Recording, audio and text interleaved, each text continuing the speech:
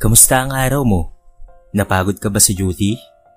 Marahan ang pagtanong ni Napoy sa nililigawang si Charis. Kakaupo pa man lang rin nila sa bench sa loob ng isang parke, ay inabutan niya na kaagad ito ng malinis na panyo, na inisprayan pa niya ng perfume kanina. Tinanggap naman ito ng babae sabay ngiti sa kanya. Salamat. Pinunasan ni Charis ang mga pawis at tumingala sa madilim na langit. Napagod nga ako kanina eh. Madalas talaga na maraming pasyente kapag Biyernes. Tapos kulang pa sa mga nurse. Kaya't doble-doble ang trabaho namin. Kwento ng babae. Isa kasi itong nurse sa pampublikong ospital sa bayan at isa namang taho vendor si Napoy. Ngunit kahit ganoon, ay hindi siya inusgahan ng babae at pumayag na ligawan niya.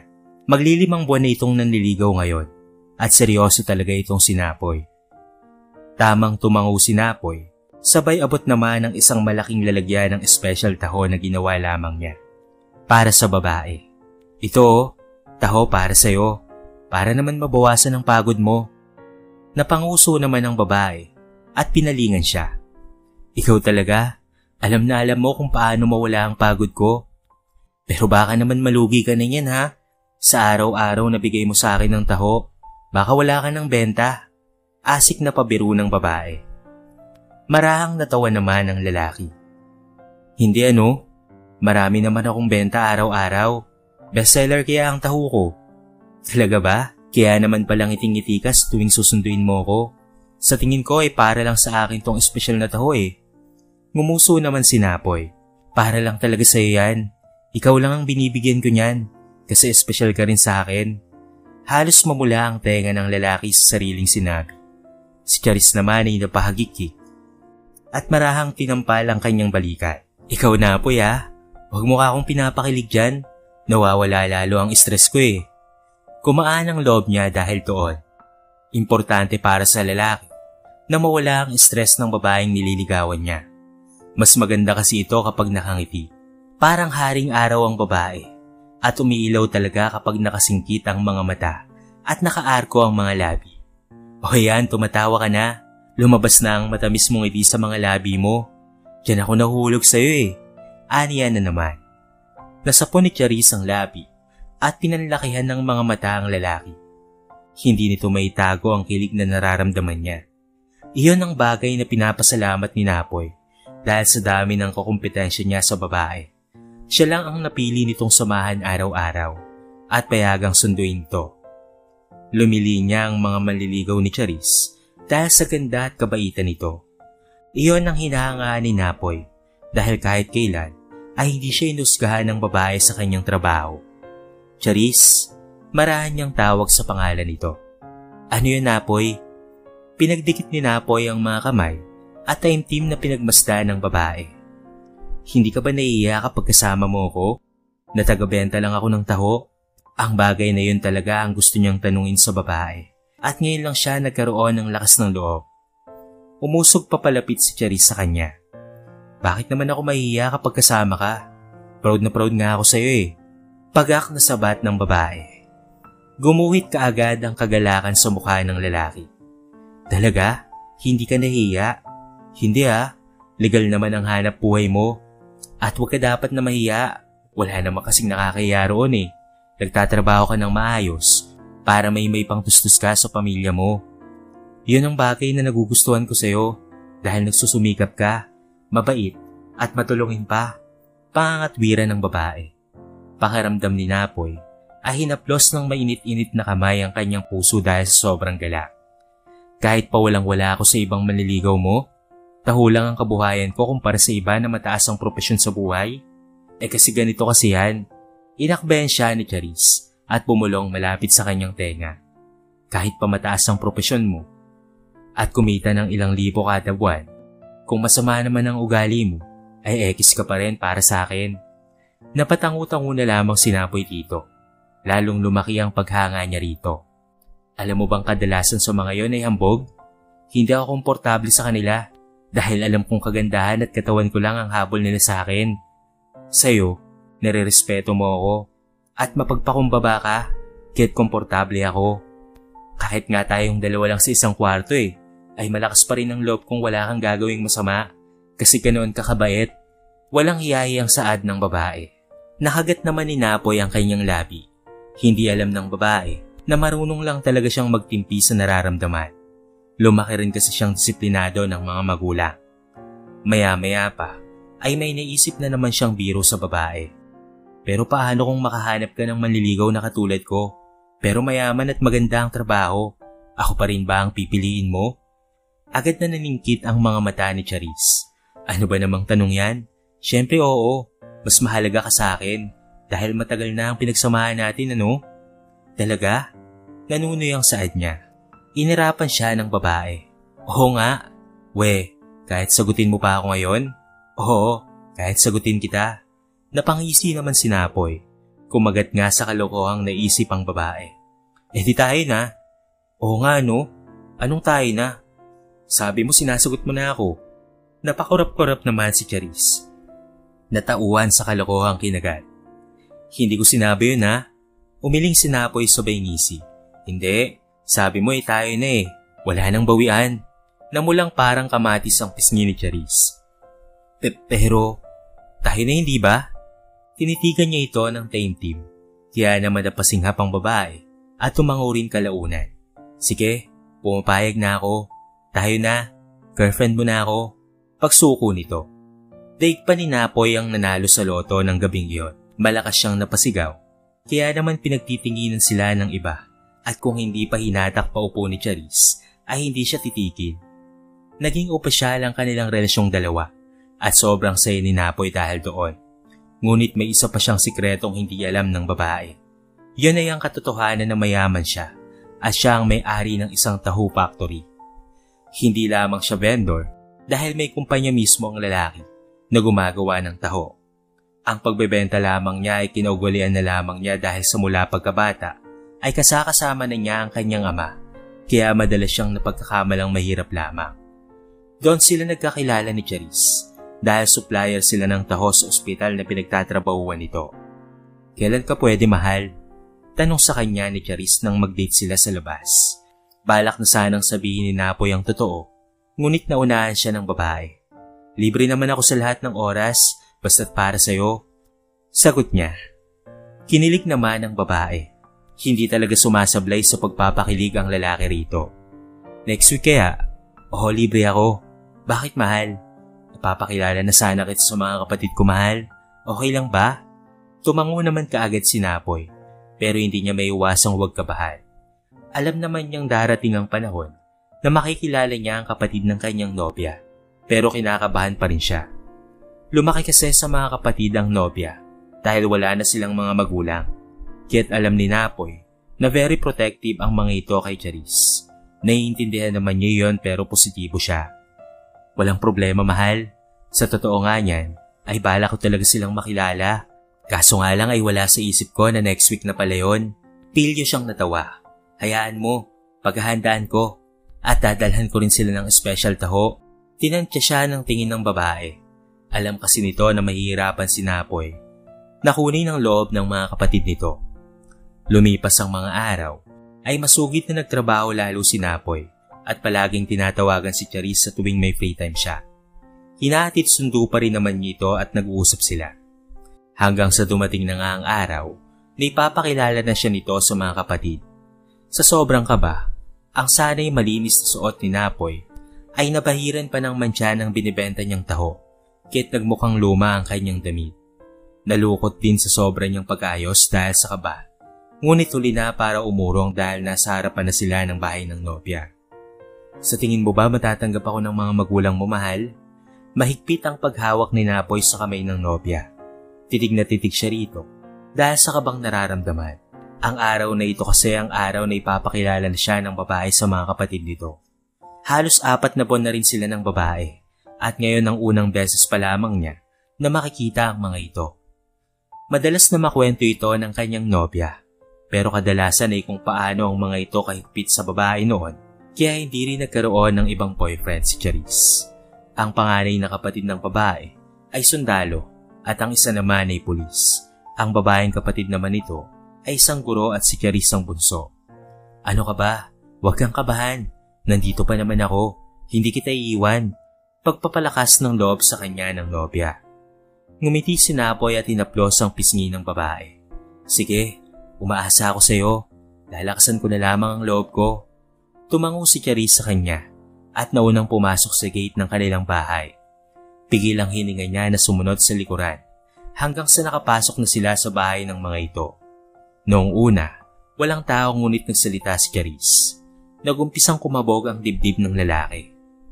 Ate, mga kuya, nandito na po ako. Saad ng babae at inilibot rin ang tingin sa paligid. Hindi nagtagal ay lumabas na rin ang babaeng kapatid nito na guro at natutop ang labi nang makita si Napoy sa likuran.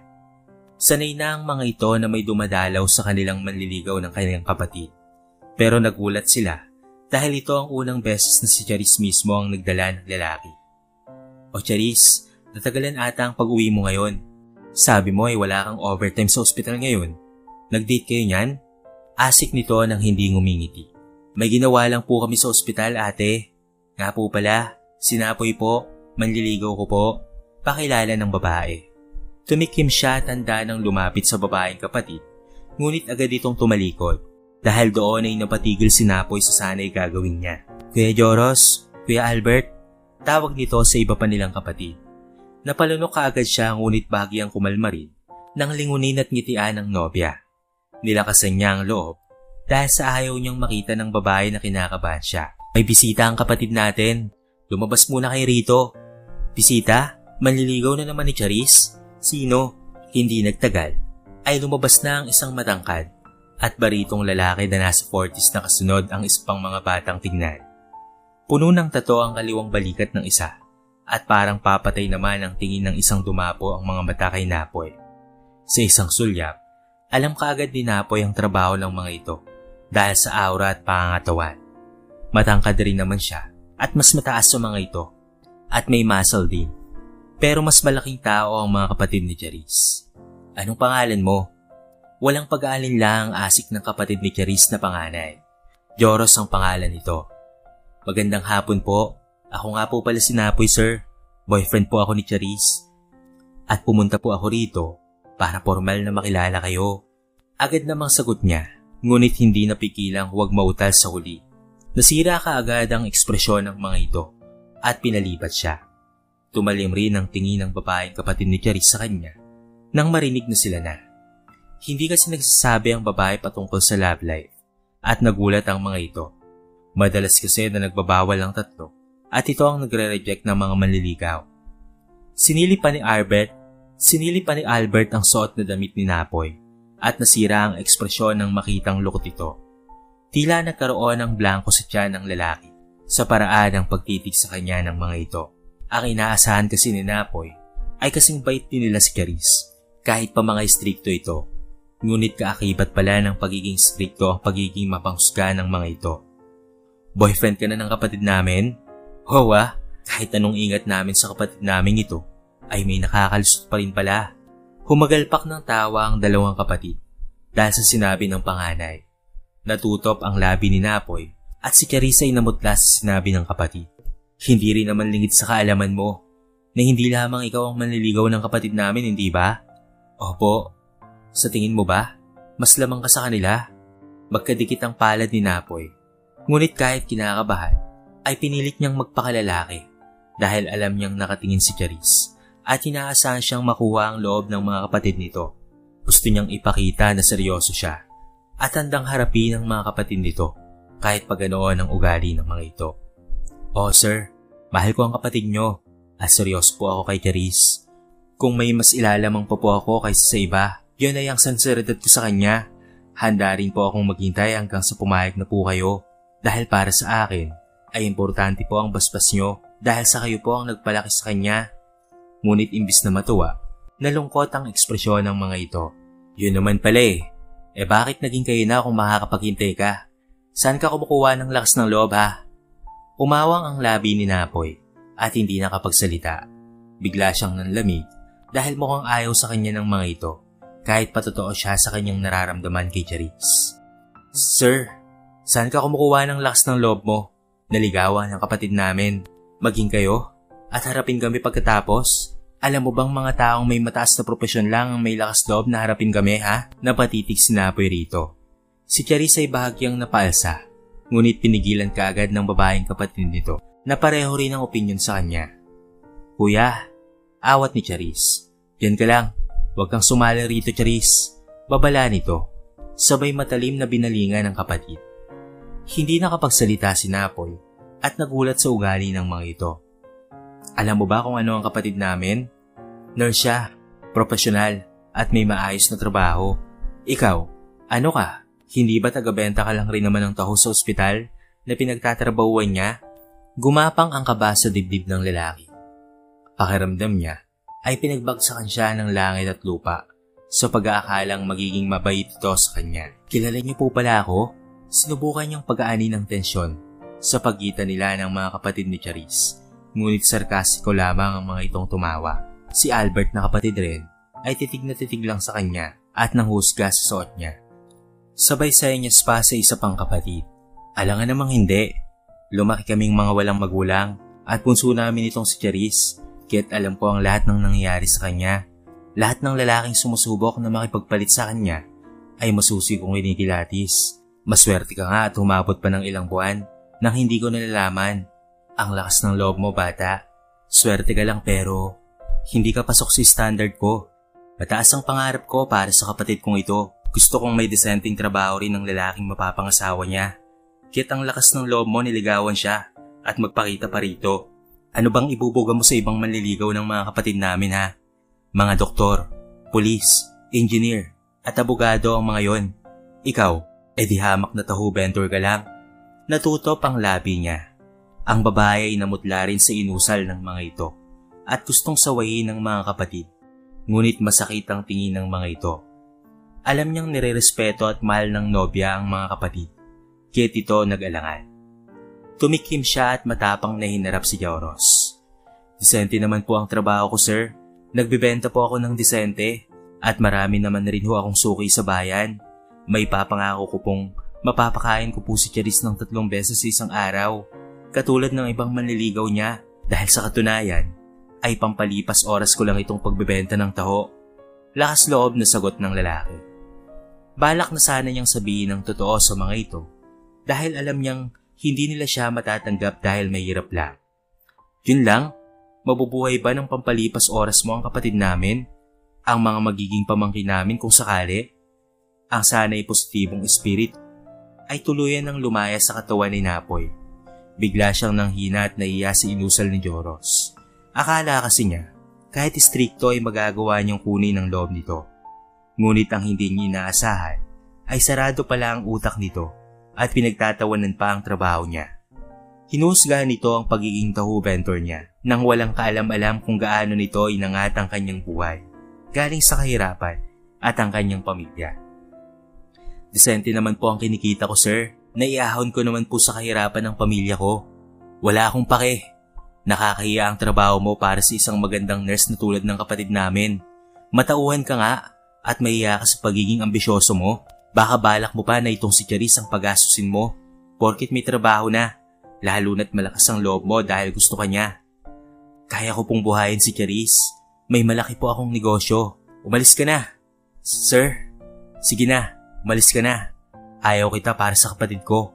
Malinaw ko namang sinabi, hindi ba? Nagsasayang ka lang ng oras. Hindi kita matatanggap. Mariing kinagat ni Charis ang labi sa tinura ng kapatid. Masama ka agad ang loob niya sa mga ito.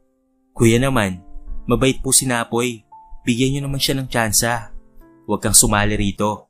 Si dinami-rami ng maliligaw mo, itong lalaki pa talagang ito ang sinagot mo? Anong makukuha mo sa kanya? Anong ibubuhay niyan sa'yo, ha? May disente namang trabaho si Napoy. Wala akong pakialam. Ang importante ay mahal namin ang isa't isa at nagsusumikap kami pareho. Nagkatinginan silang dalawa. Punong-puno ng pagmamahal ang mga mata ng babae sa nobyo. Ngunit talagang ayaw pumayag ng mga kapatid ni Charis. Tignan mo nga ang nangyari sa iba. Dahil nagmadali, nagsisirin sa uli. Tandaan mo yan, Charis. Hiwalayin mo ang lalaking yan. Ayoko, kuya. Malaki na ako. Kaya ko nang magdesisyon para sa sarili ko. Hindi mo na kailangang makialam sa desisyon ko. Ano? Ang akin lang naman sana ay formal siyang ipakilala sa inyo. Pero hindi ibig sabihin nun ay papayag na akong sirain niyo ang relasyon ko. Kahit ba kasiyahan ko ay ayaw niyong bigay sa akin? Hindi makapaniwalang nilapitan ng tatlong magkakapatid ang babae.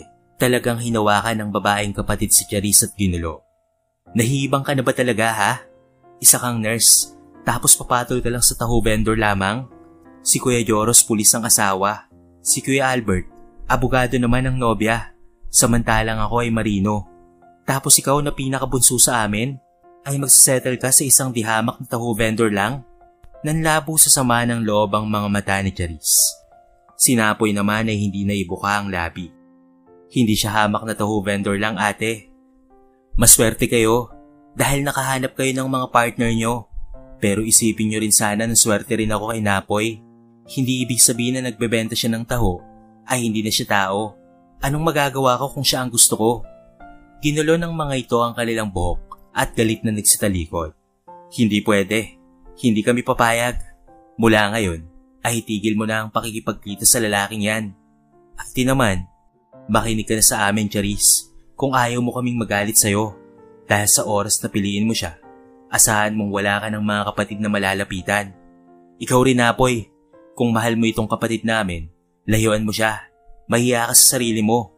Mabigat man sa loob, ay tumango na lamang si Napoy at tumayo. Ang nobya ay gusto ring tumayo ngunit agad na pinigilan ng kapatid nito. Mapait siyang umiti at tinanggap ang pagkabigo. Naiya siya sa kanyang sarili at hindi na maalala kung saan siya kumuha ng lakas ng loob kanina. Nanlilit siya sa panglalait ng mga kapatid ng nobya. Mahal niya ito at gustong ipaglaban. Ngunit nakita rin ni Napoy sa mga mata ni Charis na talagang naapektuhan nito sa sinabi ng mga kapatid. Alam niyang pipiliin at pipiliin ng nobya ang pamilya. Naiintindihan ko po. Alis na po ako. Maraming salamat po ha. Isang huling sulya pa rito ay tumalikod na si Napoy at tumiretso sa labas. Mabigat ang loob niyang iwan ng nobya, ngunit mas mabuti na ito kaysa sa hatake siya papalabas ng mga ito. At hinayaan siyang umalis ng may panghusga sa ekspresyon. Suminghap si Napoy at narinig pa ang galit na usal ng mga ito sa kapatid. Nasisiraan ka na ba ng bait, Charis? Isa kang nurse, tapos papatol ka lang sa isang taho vendor? Mariin siyang pumikit at tinanggap ang mga narinig. Nasasaktan siya dahil desente naman at legal ang trabaho niya, ngunit tinusgahan pa rin siya ng mga ito. Ni hindi pa nga niya nasabi ang lahat-lahat patungkol sa kanya ay pinutol na kaagad siya at pinaalis. Kaya naman walang ideya ang mga ito na totoong mayaman siya at fast time lamang niya ang pagbebenta ng taho. Hindi gaya ng paghusga nila kanina. Ayaw nila sa akin dahil wala akong propesyon. Bigong usal niya sa kanyang sarili. Iwinakli niya ang sama ng loob at umuwi sa kanilang malaking mansyon pagkatapos ng nangyari sa araw na iyon. Pagdating sa kanyang malapad na kwarto, hinubad niya ang suot na lukot at namantsahan na polo at pumalit ng isang bago at mabahong damit mula sa closet. Bigo siyang umiti at pinagmasdan ang sarili sa salamin kung saan ay maayos na ang kanyang mukha at presentable na. Kung sinabi ko ba kaagad na mayaman ako, matatanggap kaagad nila ako? Yun ang tanong niya sa kanyang sarili. Sadyang nahihirapan siyang mag-isip sa ngayon dahil sa nangyari ay plano muna niyang maglaylo. Ngunit babawi rin para makuha ang loob ng mga ito. Tingin din ni Napoy ay kailangan ng nobya ng oras dahil sa nangyaring stress dito. Baka nga natanggap nila agad ako. Sumingap siya. Di bali na. Ang mabuti alam ko na ang mga ugali ng mga kapatid ni Charis. Ipapanalangin ko na lang na magbago ang panghusga nila sa ibang tao. Hindi alam ng mga kapatid nito na may-ari siya ng isang malaking factory ng taho at milyon-milyon ang kanyang kinikita kada buwan. At pati na rin ang maraming anak kahit hindi na siya magtrabaho pa. Pero dahil lumaki siyang mapagpakumbaba, gusto niyang makilala siya sa normal na paraan at hindi sa kanyang yaman para maging totoo rin ang turing sa kanya ng mga tao. Sa kabila ng tagumpay sa buhay, ay nanatiling nakaapak ang mga paa ni Napoy sa lupa. Kaya't kahit milyonaryo na siya, ay sinanay pa rin niya ang kanyang sarili sa formal na pamumuhay at naging hands-on sa negosyo niya. Kaya nang makilala si Charis, hindi nito alam ang kanyang totoong pagkatao. Dahil walang may alam noon kung hindi ang mga trabahante lamang niya at ilang mga tao. Kaya kung tutuusin, Kaya niyang lagpasan ang lahat ng ipinagmamataas ng mga kapatid na babae kanina. Ngunit pinigil na nito siya. Hindi rin alam ng nililigawan na mayaman siya. Kaya't nalulungkot si Napoy na kayamanan pala ang kapalit ng pagmamahal para sa mga ito. Ilang buwan silang nag-text lang muna ng nobya. Hindi na siya nagpumilit na magkita sila dahil mula ng araw na iyon ay napansin niyang iniiwasan na siya ng babae. At dahil nagkaroon ng emergency sa factory, ay hindi niya na ito nasundo sa trabaho.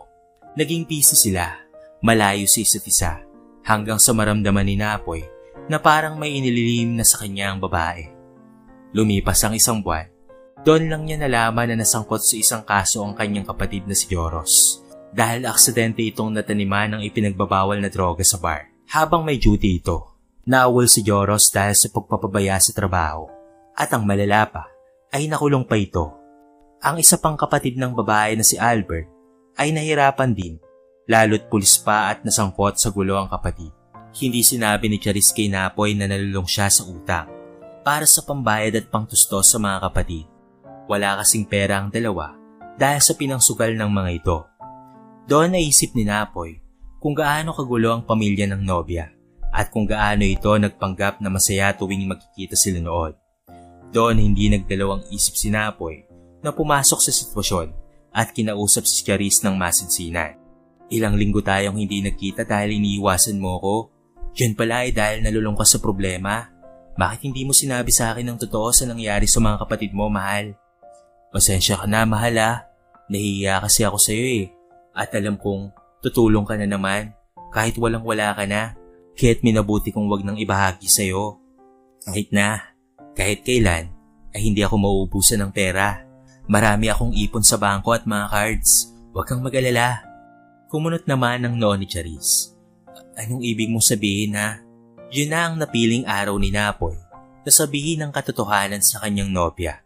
At tulad ng inaasahan, sobrang nagulat ang babae na hindi agad ito nakagalaw. Ano? Mayaman ka pala? Halos hindi makapaniwala ang babae. Kakabati pa lang nilang dalawa at ito kaagad ang reaksyon nito nang sabihin niya ang totoo. Si Napoy ay tipid lang na nakatitig dito at nakakaramdam ng awa dahil sa malaking eyebags ng babae.